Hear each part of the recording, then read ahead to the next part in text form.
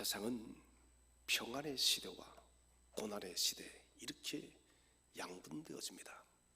평안의 시대라는 것은 하나님으로 말미암아서 형통한 시대예요. 하나님으로 말미암아서 형통한 시대는 사실 사람이 그렇게 애를 쓸 필요가 없습니다. 수고하지 아니해도 우리에게 먹을 것과 입을 것과 살아갈 모든 방도의 길을 하나님이 열어 가신다는 것이에요. 아담과 하와가 타락하기 전에는 역사는 그랬던 것입니다. 하나님과 늘 대하며 살아가는 평안의 시대였습니다.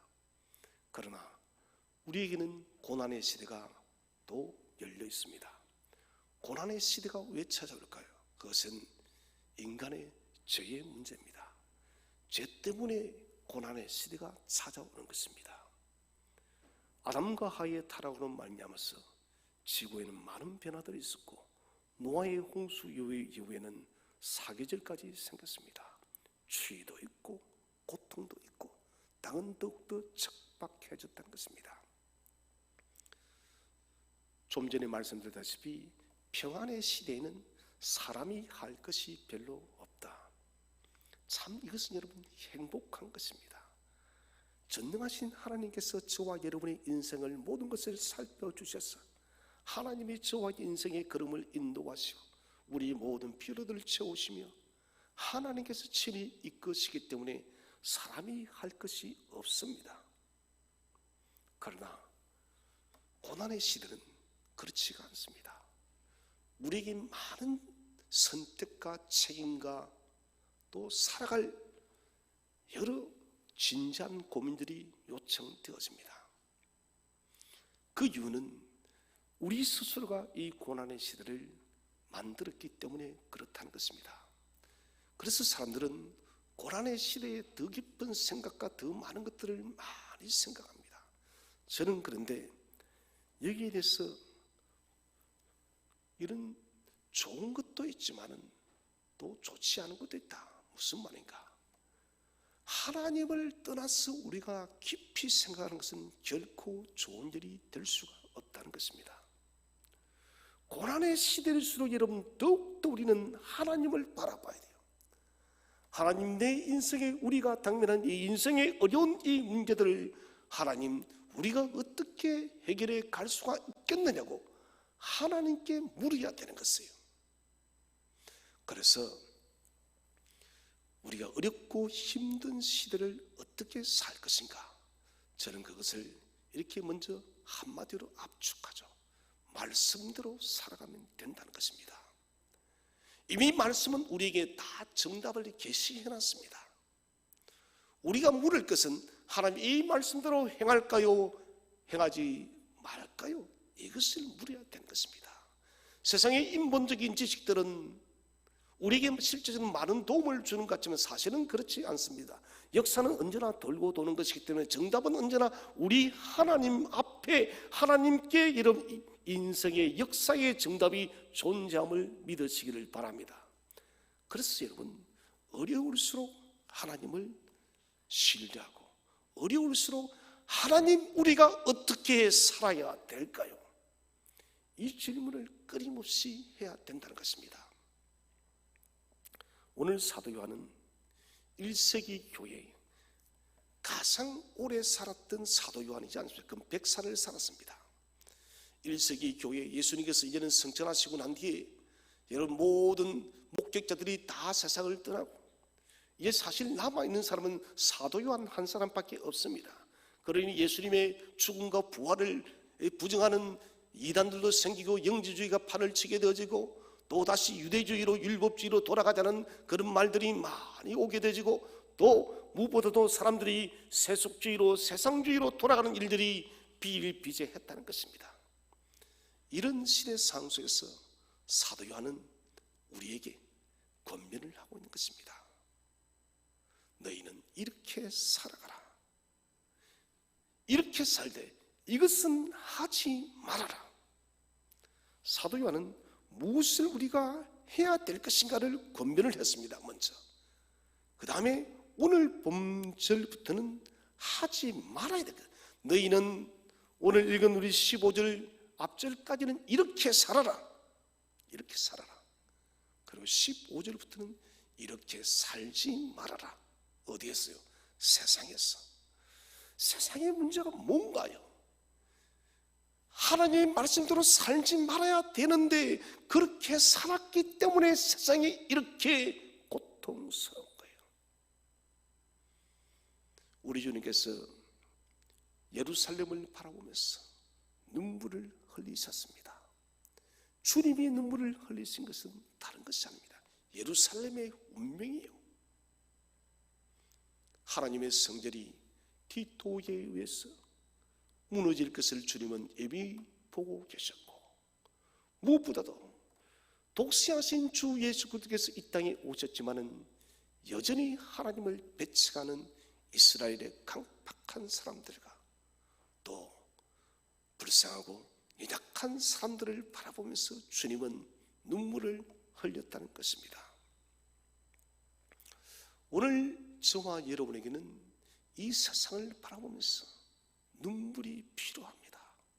이번 주 우리가 큐티를 하면서 아브라함이 소돔 고모라의 멸망의 소식을 듣고 하나님께 중보 기도를 하지 않습니까? 하나님, 의인 50명이 있으면 이 성을 멸하겠습니까? 의인이 있는데 어떻게 멸하시겠습니까? 하나님은 없다라 합니다. 45인이면요 점점점 내려갔어. 아브라함은 이번이 마지막입니다. 의인 10명이 있으면 주여 멸하지 말아 달라고. 의인 10명은 10명이라는 것은 한 지역 공동체를 이루는 최소한의 구성이 10명이기 때문에 아브라함은 10명 밑으로 내려갈 수가 없었습니다. 그런데 소돔 고모라에는 10명이 없어서 심판을 당했습니다. 소돔 고모라에 유황불이 쏟아지고 모든 것이 무너졌습니다. 지금 그 자리가 사해 바다의 자리입니다. 소돔 고모라가 멸망되어지던 곳이 바로 사해 바다 안이에요. 연기가 모락모락 나는 곳을 아브라함이 바라보았습니다. 성경은 기록하지 않았지만 아브라함은 그 무너진 소돔 고모라를 보면서 깊은 눈물을 흘렸을 것입니다. 결국 뭡니까? 하나님께서 너희는 이렇게 살지 말아라, 이 세상의 방식대로 살지 말아라, 이 세상을 사랑하지 말라라고 우리에게 말씀하였는데, 우리가 이 세상 방식대로 살았고 세상을 사랑하였기 때문에 우리 스스로가 여러분 심판을 자초하고 있고, 또 그리고 우주적 종말을 지금 우리가 기다리고 있는 것이에요.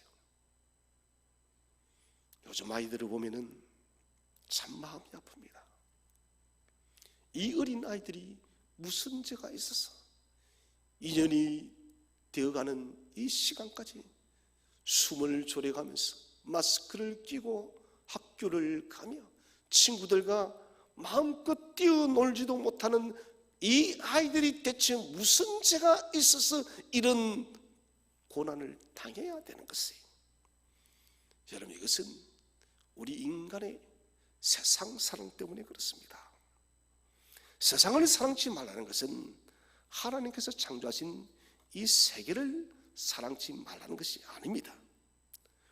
원수되어진 세상의 욕망, 세상의 정욕, 세상의 많은 것들을, 우리 영성을 하나님과 점점 멀게 하는 세상의 욕망들을 사랑하지 말라는 것이에요. 하나님을 인정하지 않습니다. 하나님을 무시합니다. 하나님을 떠난 세상의 삶의 가치는 자기 멋대로 사는 것이에요. 노아 홍수 직전에도 사람들은 먹고 마시고 시집가고 장가고 자기 멋대로 다 살았습니다. 소돔 고모라가 멸망할 때도 롯은 가서 자기 사이들에게 이 성이 멸망당하다 했을 때 그 사이들은 농담으로 아주 점잖은 번역이죠, 코웃음을 치면서 헛소리로 여겼다는 것입니다. 그러나 심판은 왔습니다. 결국 우리가 세상의 가치를 하나님보다 더 높은 우선순위에 두고 있기 때문에 사람들은 세상을 사랑하는 것이에요. 사랑하신 성도 여러분, 저와 여러분은 예수 그리스도와 함께 우리의 욕망과 정욕을 십자가에 못 박아 죽었음을 기억하시기 바랍니다. 우리의 옛자는 예수 그리스도와 함께 못 박혀 죽었습니다. 우리의 옛사람은 십자가에 못 박혀 죽었다면 이제는 우리는 다시는 옛사람의 길로 가서는 안 된다는 것을, 세상의 가치를 우선순위에 두게 되지면 하나님을 사랑할 수가 없습니다. 주님은 단호히 말씀하십니다. 너희가 하나님과 세상을 동시에 사랑할 수 없다라고. 이것은 불가능한 것입니다. 오늘 사도 요한이 우리가 세상을 사랑치 말아야 될 중요한 이유는 세상을 사랑치 말아야만 그리스도가 우리 속에 임재하기 때문에 그래요.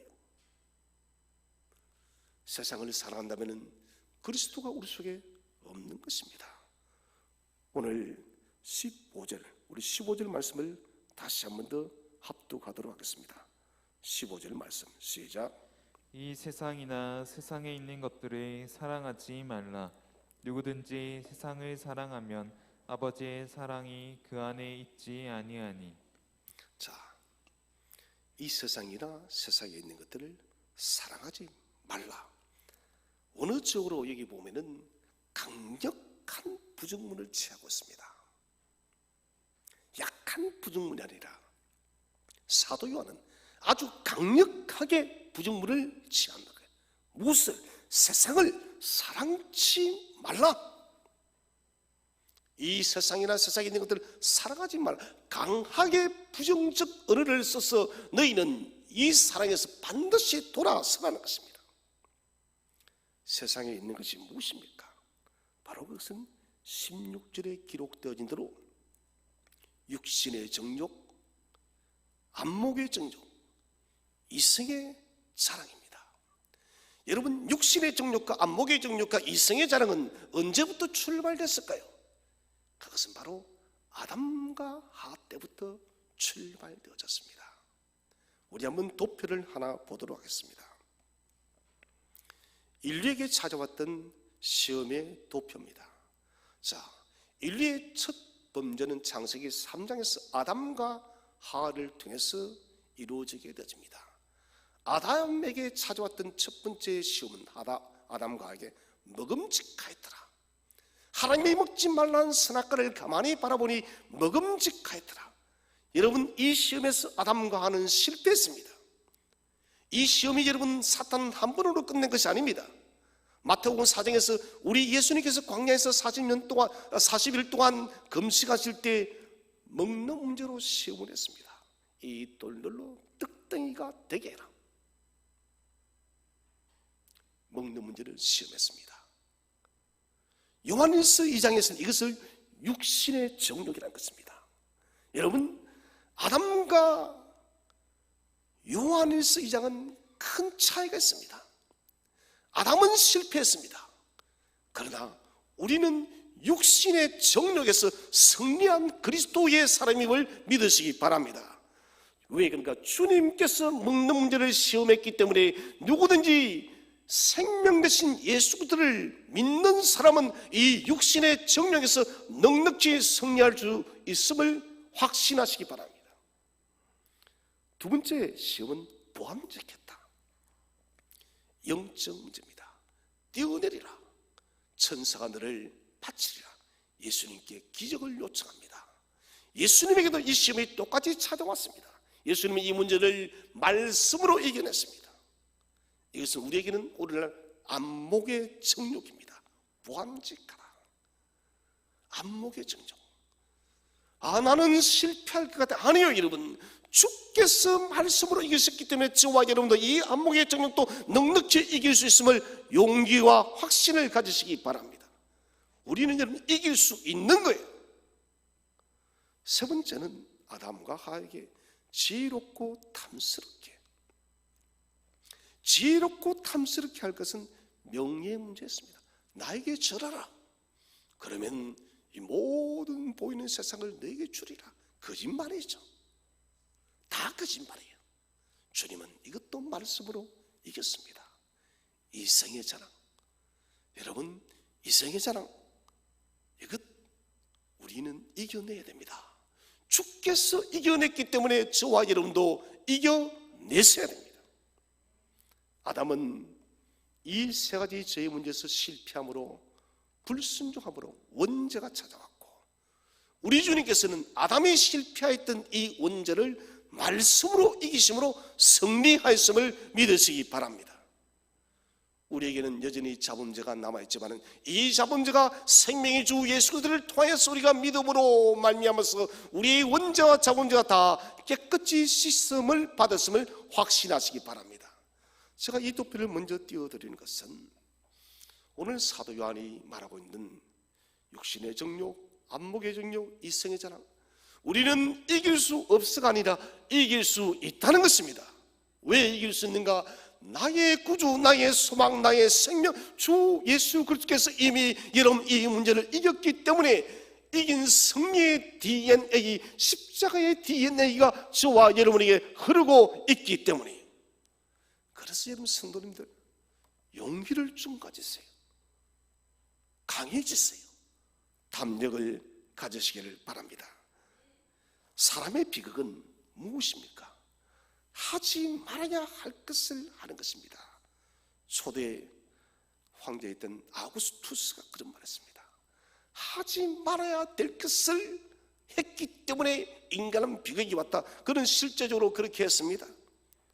그 당시는 경계선이 있습니다. 북쪽으로는 다뉴브 라인강, 동쪽으로는 유브라데스 강, 북쪽으로는 남아프리카. 이 선까지는 넘었으면 나라가 망한다는 거예요. 불문율의 경계선이었습니다. 그런데 아우구스투스는 경계선을 넘습니다. 결국은 실패하죠. 인간의 과도한 욕망입니다. 하나님께서 아담과 하와에게 이 선악과의 문제를 주시고, 또 요한에서 사도 요한이 우리에게 육신의 정욕과 안목의 정욕과 이성의 자랑이라는 경계선을 여러분 그어놨습니다. 이 선을 넘으면 너희는 죽는다는 것입니다. 이 선은 결코 넘어서지 말아라. 이 선이 보이면 너희는 요셉처럼 적극적으로 도망하라. 여러분, 죄에서 도망하시기를 바랍니다. 죄에서 피하십시오. 우리가 죄를 이기기가 쉽지 않습니다. 우리의 실패는 이 경계선을 넘어갔기 때문에 실패하는 것입니다. 하나님을 사랑하는 성도는 이 경계선을 넘지 말아야 됩니다. 이제 우리가 첫 번째 주제로 생각할 것은 그리스도인이 피하여야 할 세 가지 문제를 집중적으로 생각하겠습니다. 첫 번째는 육신의 정욕입니다. 육신의 정욕이라는 것은 육신이 하나님으로부터 등을 돌렸다는 거예요. 등을 돌림으로 하나님과 원수되어진 삶을 살아가는 인간적 본능적 마음을 육신의 정욕이랍니다. 하나님과 대립적인 관계에 서게 되면 하나님이 없는 인생을 살아요. 하나님의 모든 선한 계획과는 전혀 관계없는 반대의 길을 걸어갑니다. 정욕이라는 것은 나아가서 지나친 욕구입니다. 지나친 애착, 과도한 것을 말하는 것입니다. 여러분, 무엇이든 과하면은 차라리 부족한 것보다 훨씬 못하는 것입니다. 제가 남천교에서 대학부를 보냈는데, 남천교의 아이들은 그때도 입이 대단히 고급이었습니다. 햄버거도 브랜드가 아니면 먹지를 안 했어요. 롯데리아가 아니면 안 먹고, 저는 뭣도 모르고 달라스를 아이들 수에 맞춰 사갔더니 먹도 안 해요. 그 달라스도 맛있는 건데 그거 먹지 말라고, 내가 다 먹을 테니까. 실제로 안 좋습니다. 정신을 쫄쫄 굶기고 수련회장에 갔는데, 제가 식사를 담당했습니다. 요리를 좀 자신이 있었으니까요. 그런데 그날 저녁 메뉴가 국이 미역 냉국이었습니다. 제가 미역 냉국 잘 끓이는데 그날따라 수전증이 왔는지 면을 넣으면 안 되는데 조금만 넣느라 면이 그냥 봉지채로 거의 절반이 들어가 버렸어요. 내가 봐도 이것은 도무지 먹을 수가 없습니다. 그런데 이것을 버릴 수는 없는 것이고 한 70인분인데 어떻게 버립니까? 그리고 아이들을 다 세워놓고 너희들 이거 먹지 않으면 내일 아침밥도 금식이라 했더니 다 먹더라고요. 다 먹어요. 자, 이 말을 드는 것은 미연 우리 주부들 쓰지 않잖아요. 그때는 미연을 많이 썼습니다. 조금 들어가야 맛이 납니다. 소금도 여러분 적절하게 들어가야 간이 맞는 것이지 과하게 들어가면 짜워서 먹지 못합니다. 차라리 넣지 않는 것이 훨씬 낫죠. 부족하면 넣으면 되니까요. 과도한 것은 언제나 문제됩니다. 정욕이 바로 이거예요. 지나친 욕구예요. 욕구는 다 있습니다. 이거 욕구가 욕망이 여러분 너무 경계선을 넘어갈 때 이것은 정욕이 됩니다. 애착, 자녀에 대한 애착, 이건 마땅한 것입니다. 그러나 이 애착이 정도를 넘어서게 되면 그것은 정욕이 되어진 것입니다. 우리의 물질에 대한 관심 여러분 가질 수 있습니다. 그런데 이 관심이 너는 정도를 넘어서면 이것은 물질의 정욕이 된다는 것입니다. 그래서 사도 바울은 고린도전서에서 우리가 이 세상의 물건을 쓸 때는 다 쓰지 못하는 것처럼 하라. 고린도서 7장에 다 쓰지 못하는 것처럼 뭡니까? 절제의 삶을 우리에게 이야기하고 있다는 것입니다. 절제하지 못하면 안 된다는 것입니다. 정욕은 자신의 소원을 절제해서 꼭 필요한 데만 마음을 두어야만 이 정욕을 이길 수가 있다는 것이에요. 그런데 문제는 사람이 바라는 것에 자신이 지배를 당해버립니다. 이것이 문제예요. 육신의 정욕은 인간을 떠난 인간의 모습이에요. 하나님의 길이와는 전혀 관계없습니다. 자신의 욕구대로 선택하는 죄된 길이 바로 육신의 정욕이에요. 세상을 살아가는 사람들의 특징이 바로 육신의 정욕입니다. 먹고 마시는 것이 삶을 지배하는 삶의 주된 관심사입니다. 저는 뷔페가 100불이면 한 12만 원입니다. 저는 우리 부산에 100불짜리 뷔페가 있는 줄을 얼마 전에 알았습니다. 대체 그 뷔페는 무엇이 나오길래 100불 12만 원씩이나 할까? 물론 만난 것이 많이 있기는 있는 것 같아요. 그런데 여러분, 내 한 끼의 식사를 해결하기 위해서 12만 원을 지불하는 사람은 과도한 소비를 하는 거예요. 여러분 12만 원이면 아프리카 남민족에 있는 기아의 아이들 여러분 한 달 동안 마음껏 먹고도 남는 돈이 12만 원입니다. 3, 4만 원이면 그 아이들이 여러분 한 달을 생활합니다. 그런데 우리 단 한 끼의 식사의 문제를 해결하기 위해서 100불을 지불한다는 것은 저는 사실 있을 수 없다 생각합니다. 그런데 왜 그런 뷔페에 손님들이 끊기지 않을까요? 빈자리가 없다는 것입니다.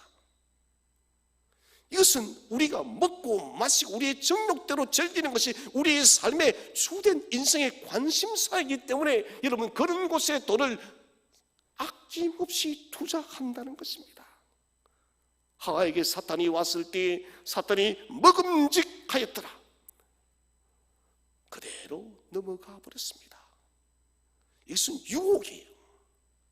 여호와는 우리가 먹음직하였더라. 이런 것들을 사랑하지 말아라. 너희는 지배당하는 삶을 살지 말아라. 사랑하는 성도 여러분, 육신의 정욕에 지배당하지 마시기를 바랍니다. 육신의 정욕을 점퍼 뛰어 넘으시기를 바랍니다.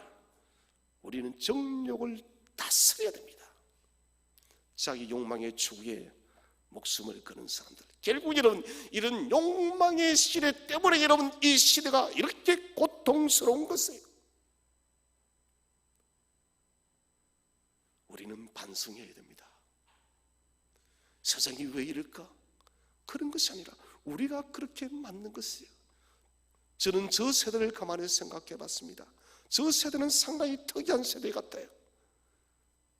우리나라가 가난할 때 70년대에 그 가난을 경험했던 시대이고, 80년대에 경제 성장기의 개도국 시대를 경험했고, 그리고는 90년대에는 IMF를 경험했고, 2000년대에는 또 무엇을 경험합니까?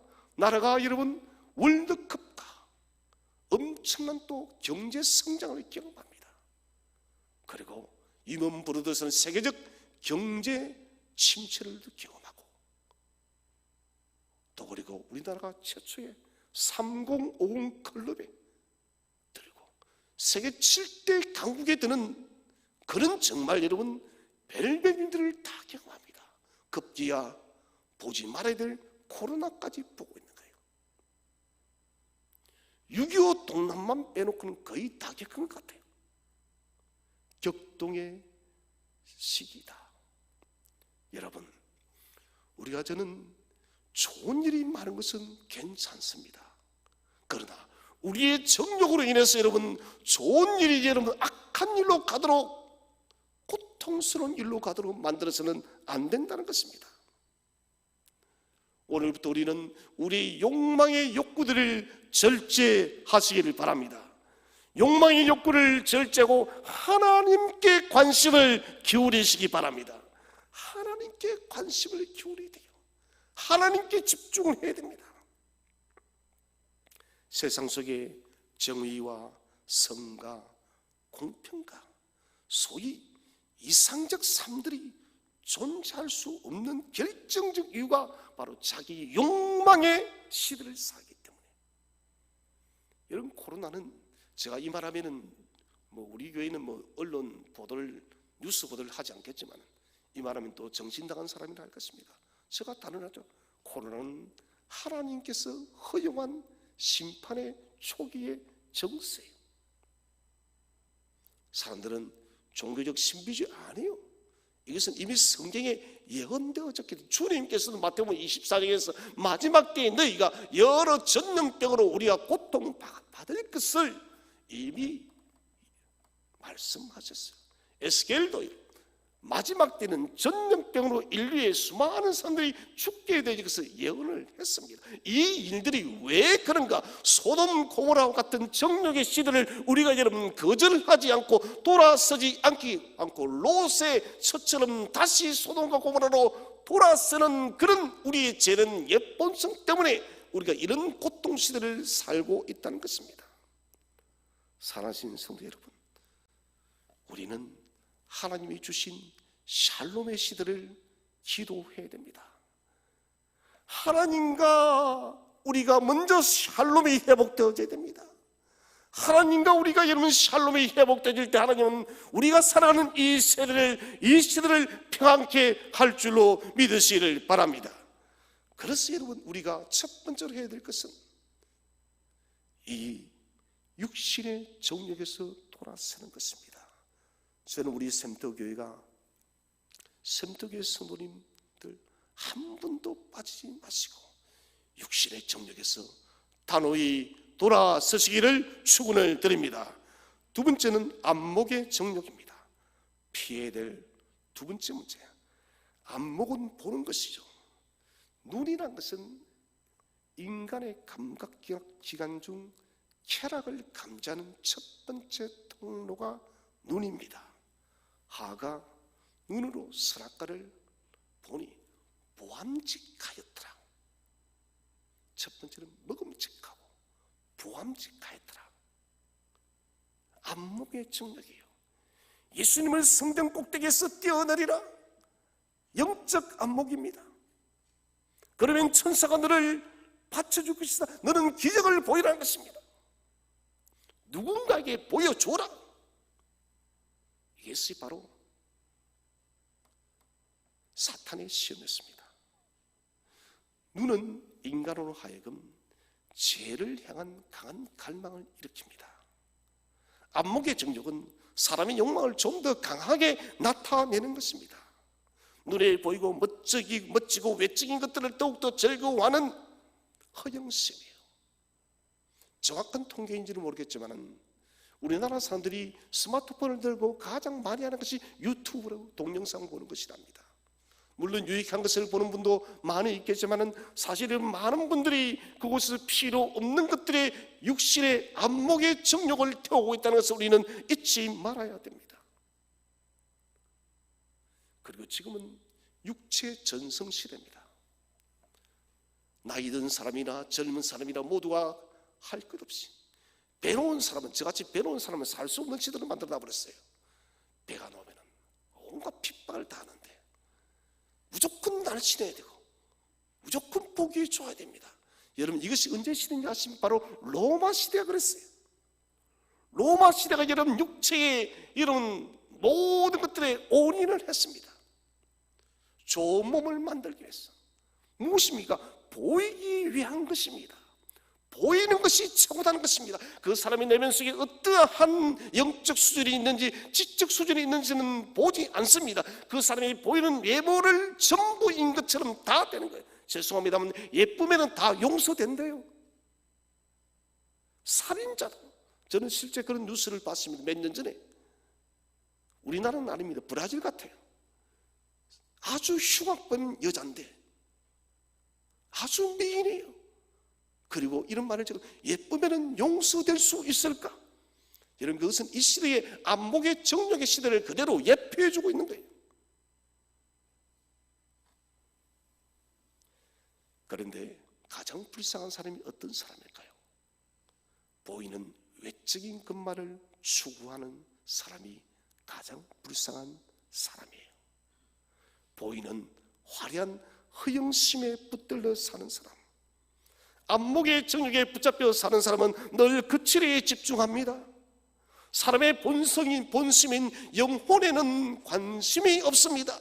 내 영혼이 죽어가든 이것은 상관치 않는다는 것입니다. 보이는 것 그치리에 모든 것을 집중한다는 것이에요. 우리 예수님 당시에 주께서 바리새인을 보고 무엇이라 평가를 했습니까? 바리새인들은 화려함을 추구했습니다. 그들은 존경받기를 원했습니다. 그래서 시장에서 두 팔을 벌리고 그들은 하루에 3번씩 기도를 하고 일주일에 2번씩 금식을 하고, 나는 11조도 잘 드린다, 나는 기도를 이렇게 많이 한다, 그리고 옷에는 말씀을 다 붙여서 나는 이렇게 말씀의 사람이다라고 자신을 그렇게 그 치레를 화려하게 자랑했습니다. 주님은 무엇이라 말합니까? 평토장한 무덤과도 같다. 해칠한 무덤, 구약성경. 해를 칠했어. 무덤에 여러분 해를 칠해서 겉보기는 하얗게 보기에 좋은데 그 안에는 시신이 썩어가는 썩은 냄새가 난다는 거예요.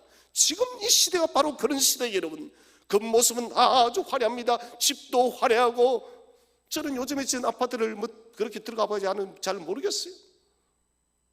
평당 그 가격이 엄청나더라고요. 집도 완전 성처럼 지어놓고 있습니다. 그렇게 화려하게 집을 짓고 사는 사람들 속에 그 내면의 영혼의 건강은 어떠할까? 저는 저와 여러분이 비록 그런 화려한 세상 속에 살지 못한다 할지라도 우리의 영적 내면이 강건하시기를 축원을 드립니다. 우리의 영혼이 강건해야 돼요. 영혼이 여러분 해칠한 무덤처럼 썩어져 가는 사람은 내일의 소망, 천국의 소망이 존재할 수가 없는 것입니다. 오늘의 시대, 안목의 시대입니다. 외모제일주의, 보이는 것, 보여주는 것, 쇼맨 시대. 그래서 교회도 어쩌면 좀 더 화려하게 지어질 것인가? 코로나 시대에 목사님들이 그렇게 진단을 해놨습니다. 한국 교회를 진단하면서 한국 교회가 이때까지 잘못 달려왔다. 우리는 건물을 화려하게 세우고 안에 카페를 만들고 세상처럼 그렇게 화려하게 우리는 꾸몄는데, 그런데 이 코로나가 찾아오니 그 화려하고 아름다운 교회의 성도들이 단 한 명도 들어올 수 없다라고. 여러분, 교회는 그것이 본질이 아니에요. 교회는 큰가 작은가 이것이 본질이 아닙니다. 빌라델피아 교회처럼 여러분 작으나 큰 능력을 소유한 성도들이 되시기를 바랍니다. 작아도 필라델피아 교회는 그 작은 능력을 가지고 큰 능력 가진 사람 못지않게 위대한 일을 하였고 주님 앞에 칭찬받는 교회가 됐다는 것이에요. 우리는 필라델피아 교회의 그 정신을 잊어서는 안 됩니다. 보이는 것만이 최고인 시대, 허영의 시대입니다. 사람의 영혼이 어떻게 병들고 아픈지에 대해서는 관심이 없습니다. 여러분 잘 알잖아요. 모파상의 진주 목걸이의 소설, 마틸다는 여인이 이 진주 목걸이를 빌렸어. 신부에게 빌렸습니다. 초청을 받았어. 근데 그만 그 진주 목걸이를 잃어버리지 않습니까? 10년 동안 고생해서 친구 진주 목걸이를 사다 줬더니 그 진주 목걸이가 빌려간 자체가 가짜인 거예요. 여러분, 이것은 인간의 허영심을 꼬집고 있는 것입니다. 저는 우리 센터교회 성도님들이 보여주는 것에 집중하는 교인이 아니라 내면을 아름답게, 내면을 똑똑 살찌게, 내면을 똑똑 주님 모시게 건강하게 만드는 성도들이 되시기를 주의 이름으로 축원을 드립니다. 세 번째는 이성의 자랑입니다. 이성의 자랑은 자기 영광이라는 말로 표현할 수가 있습니다. 지혜롭고 탐스럽게 인간의 자기 자랑입니다. 인간의 자기 자랑. 이 말은 야망이 포함되어 있습니다. 우리가 적당한 꿈은 필요합니다. 그러니 야망이라는 말은 저는 그렇게 좋아하지를 않아요. 야망은 자신의 목적을 이루기 위해서 가지는 꿈을 야망이라는 것이에요. 야망을 이루기 위해서는 모든 방법과 수단을 다 동원하는 것이 야망입니다. 여러분 성도는 비전을 소유하시길 바랍니다. 비전은 위로부터 내려오는 하나님의 위대한 계시의 음성임을 믿으시길 바랍니다. 비전은 선한 일을 만들어가지만은 야망은 여러분 자신의 욕망을 이루어가는 것이에요. 또 이 이성의 자랑은 다른 사람을 무시하는 것입니다. 다른 사람을 희생시키고 얻는 자랑이 이 이성의 자랑입니다. 누군가를 끊임없이 짓누르고 얻는 것입니다. 이 사람이 어떻게 되어지든 내가 더 높이 출세할 수 있다면 이 사람은 죽어도 된다. 그래서 여러분 우리가 사는 시대는 바로 정글의 시대예요. 요즘에 우리 젊은이들이 취업시험을 치르면 참 보면 마음이 많이 아픕니다. 얼마나 힘들까. 경쟁률이 몇백 대 1 그렇습니다. 심한 데는 최소 50대 1, 70대 1. 그 경쟁을 뚫고 나가야 돼요. 약하면은 생존할 수 없는 시대를 이 시대가 만들어버렸습니다. 제가 대학교를 졸업할 때만 해도 4학년이 되니까 기업체에서 편지가 날라오더라고요. 우리 회사에 원서를 넣어주십시오. 지금은 도무지 상상할 수 없는 일입니다. 지금은 치열하게 노력해도 될까 말까는 그런 시대를 살고 있습니다. 결국 이런 시대를 우리 기성세대가 그렇게 만든 것이에요. 우리가 그렇게 만들어 놓으니 여러분 젊은이들이 고스란히 지금 그 옷을 입고 있는 것이에요. 우리는 우리의 후세들을 불쌍히 여겨야 됩니다. 더욱더 사랑으로 품어줘야 됩니다. 그리해야만 여러분 이 아이들이 이런 정글과 똑같은 세상에서 나중에 여러분 일어났을 때 다른 사람을 포용하는 사람이 될 수 있는 것이에요. 자신이 힘들고 어려울 때 부모의 위로와 격려와 어른들의 위로와 격려를 여러분 먹고 일어난 사람은 자신이 일어섰을 때 다른 사람을 무시하지 않는다는 것입니다. 출신, 가족, 학벌, 직장, 명성, 자동차 이런 것이 여러분 이생의 자랑이 되어버렸습니다. 이것은 여러분 하나님을 영화롭게 하는 데 아무런 도움이 되지 않습니다. 그리고 우리의 영혼에도 아무 유익이 없습니다. 이성의 자랑으로 사람들은 더욱더 고통스럽습니다. 좀 전에 말씀드렸다시피 정글 시대처럼 강한 짐승이 약한 짐승을 잡아먹는 정글의 법칙이 우리가 사는 시대 속에 그렇게 나타나고 있다는 것은 시기와 질투와 미움과 죽임과 수많은 문제들, 무엇보다도 이성의 자랑은 크게 문제될 것 없어 보입니다. 목사님, 그런 경쟁은 당연하지 않나요? 정말 당연한 것처럼 보입니다. 그래서 이성의 자랑은 사도 요한이 말하기를 제 의식을 가지지 않기에 가장 교묘한 정력이 이성의 자랑이라고 사도 요한은 우리에게 말하고 있어요. TV에 보십시오. 여러분, 서바이벌 가수들 오디션, 저는 그거는 다른 데 좀 돌려버립니다. 왜 저렇게 미디어들은 집안 구석구석까지 TV를 통해서 저런 경쟁을 부추기고 있나? 저 그렇다고 경쟁하지 말라는 것이 아닙니다. 미디어가 그렇게 들어와서 여러분 가정까지 침투해서 우리를 경쟁 시대로 무의식 중에 몰아넣고 있는 것이에요. 여러분, 이성의 자랑은 세상의 명예를 위한 것이고 자기 영광을 쌓는 일입니다. 저는 우리의 성도님들은 이성의 자랑을 버리시기를 축원을 드립니다. 우리 영혼을 더욱더 깊이 들여다보고 하나님만을 영화롭게 하시기를 바랍니다. 자, 이제 둘째 주제는 이 계명을 지키는 것이 왜 중요한가? 첫 번째는 이 계명의 불순종은 하나님을 사랑하는 것과 하나님에 대한 믿음을 부인하는 것이기 때문에 불순종은, 계명의 불순종은 지키지 않으면 하나님 사랑과 하나님에 대한 믿음을 부인하는 것이라는 것입니다. 세상을 사랑한다면서 우리가 어떻게 하나님을 사랑한다고 우리가 말을 할 수가 있겠습니까? 이 세상의 육신의 정욕과 여러분 이성의 사랑과 안목의 정욕을 우리가 여전히 붙들고 있으면서 우리가 하나님 당신을 사랑합니다라고 하는 그것은 거짓이고 그것은 윗선이라는 것이에요. 있을 수 없는 일입니다. 여러분, 육신의 정욕을 버렸다 해서 여러분 슬퍼하지 마시기 바랍니다. 이성의 자랑을 가지지 않았다 해서 내가 낮은 사람이다 생각하지 마십시오. 안목의 정욕을 가지지 않았다 해서 우리가 여러분 덜 떨어진 사람이라 생각하지 마시기 바랍니다.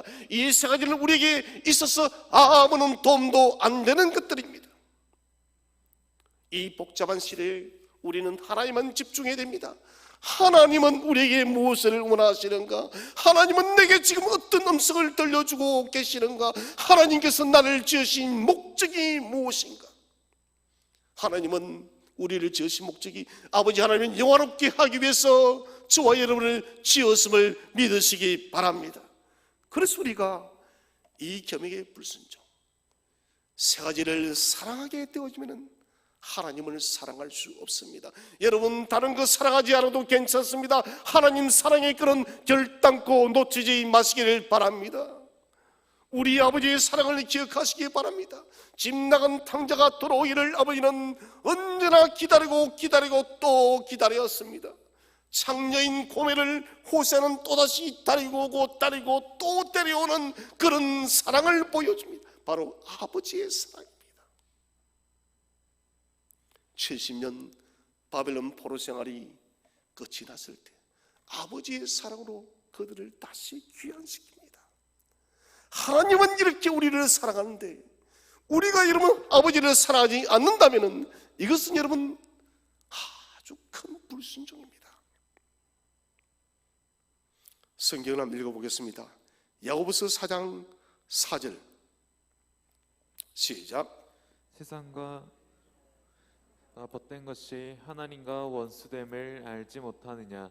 그런즉 누구든지 세상과 벗이 되고자 하는 자는 스스로 하나님과 원수되는 것이니라. 아멘. 자, 가늠한 여인들아, 비유들이죠. 비유입니다. 하나님을 떠나면 모두가 가늠한 여인들입니다. 세상을 사랑하면 아주 치명적인 말씀이에요. 세상 사랑하는 것은 가늠한 여인과 똑같다. 세상과 벗된 것이 하나님과 원수됨을 알지 못하느냐? 세상과 친구가 되어서 함께 걸어가는 것은 여러분 하나님과 원수가 되어서 하나님과 등지고 사는 것입니다. 사랑하신 성도 여러분, 하나님과 긴밀한 친구가 되시기를 바랍니다. 천사들이 소돔과 고모라를 멸하기 전에 하나님께서 천사들에게 뭘 합니까? 천사들에게 얘들아, 나의 친구 아브라함에게는 이 사실을 감추지 말아라라고. 저는 그 모습을 보면서 아브라함이 너무 부러웠습니다. 하나님께서 아브라함을 얼마나 신뢰했으면 아브라함을 벗처럼 여겼기 때문에 아브라함에게는 이 심판을 숨길 수가 없다. 여러분, 이런 깊은 영적 관계를 소유하시기를 축원을 드립니다. 우리는 세상과 원수가 되어야 돼요. 하나님과 원수가 되는 것이 아니라 세상과 원수가 된다는 것은 세상의 욕망들을 뿌리치는 것입니다. 세상 사랑하는 것, 우리가 믿는다고 말하는 것, 이것은 거짓말입니다. 세상 사랑하면서 나는 생명의 주를 믿습니다, 이 말이 거짓말이라는 것을 저는 그런 사람들의 말로를 늘 봅니다. 대부분이 하나님을 떠나더라고요. 여러분, 하나님을 떠나면 그 인생은 가장 비극입니다.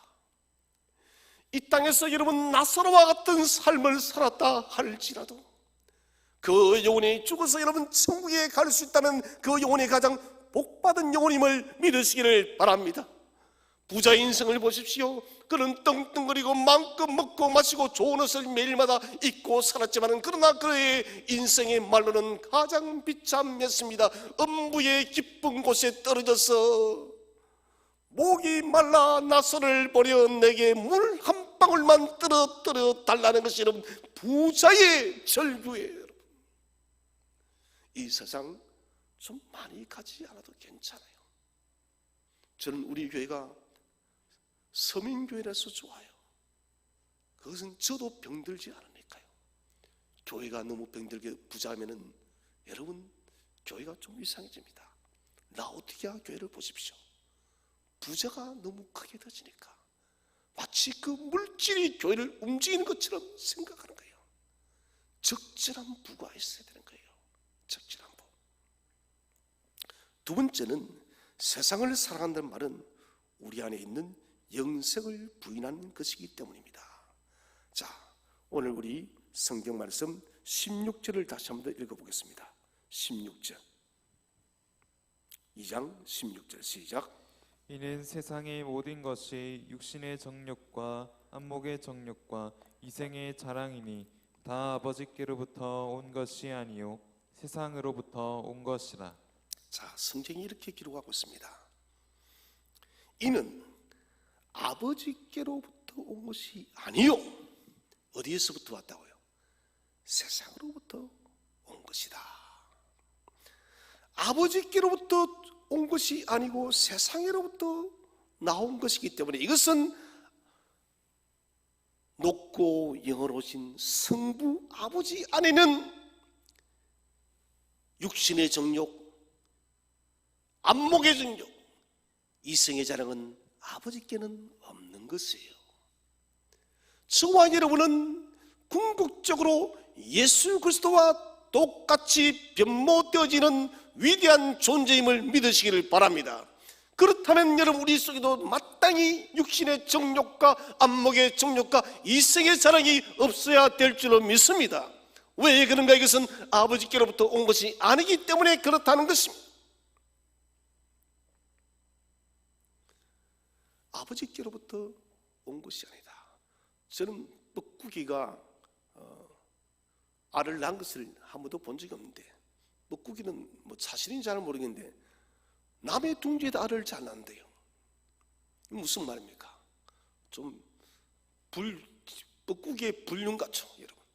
지 남편이 누군지를 모르는 거예요. 지 남편이. 여러분 똑같은 것입니다. 똑같은 것이에요. 아버지 안에 있는 것이 저와 여러분에게도 있어야 될 줄을 믿으시길 바랍니다. 아버지 안에 있지 않는 것이 우리에게 있다면 우리는 이런 마귀의 자식이에요. 그 마귀의 자식이에요. 아버지 안에 있어야 될 것이 우리에게 있어야 되고, 아버지 안에 있지 말아야 될 것이 없는 것이 우리에게 있다는 것은 뭔가 마치 불륜의 북구기처럼 우리가 잘못됐다는 것이에요. 세상 사랑은 육신과 안목과 이성의 자랑입니다. 그리스도 안에 거하신다고 믿는 사람은 세상 사랑의 죄를 범하지 말아야 됩니다.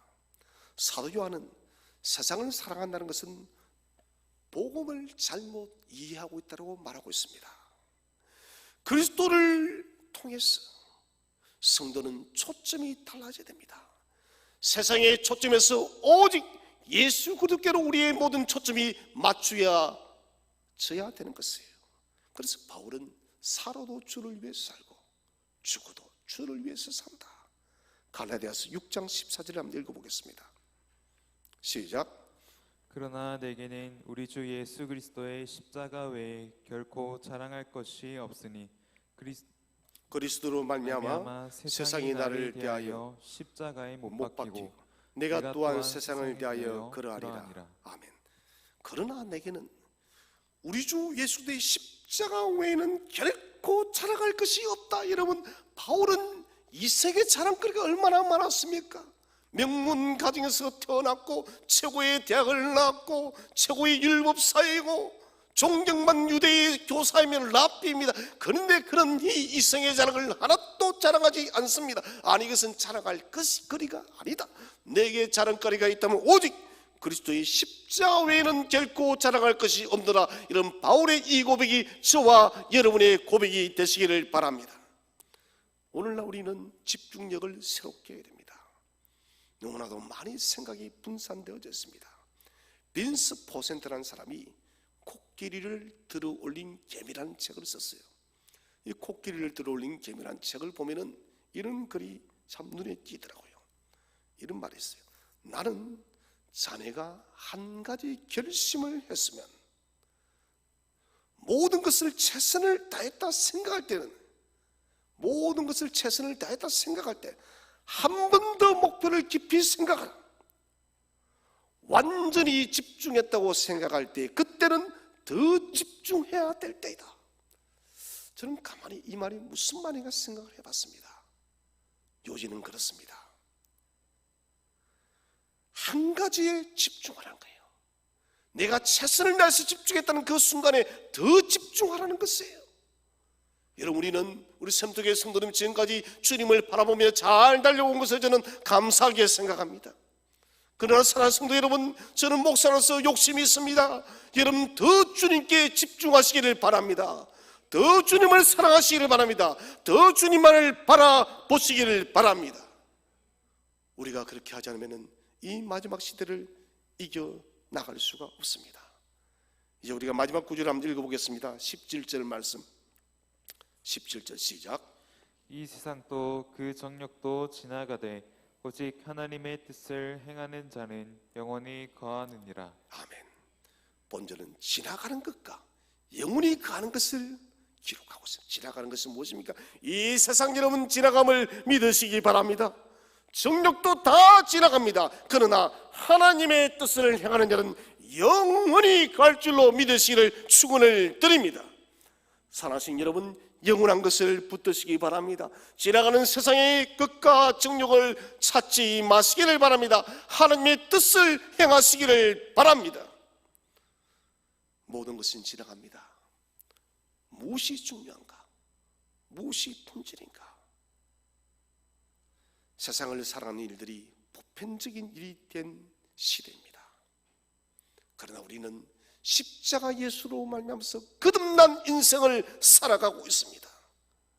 십자가의 여러분 그 구속의 사랑을 다시 한번 오늘 가슴 깊이 새긴다면 우리는 지나갈 세상과 지나가는 정욕을 사랑치 않을 것입니다. 오직 하나님의 뜻을 행하는 성도가 될 것입니다. 사랑하는 성도 여러분, 이 세상을 어떻게 살아가야 될까요? 지나가는 것을 여러분 버리시기 바랍니다. 지나가는 것에 집착하지 마시고 영원한 하나님의 뜻을 행하는 복되고 복된 천국의 백성이 되시기를 주의 이름으로 축원드립니다.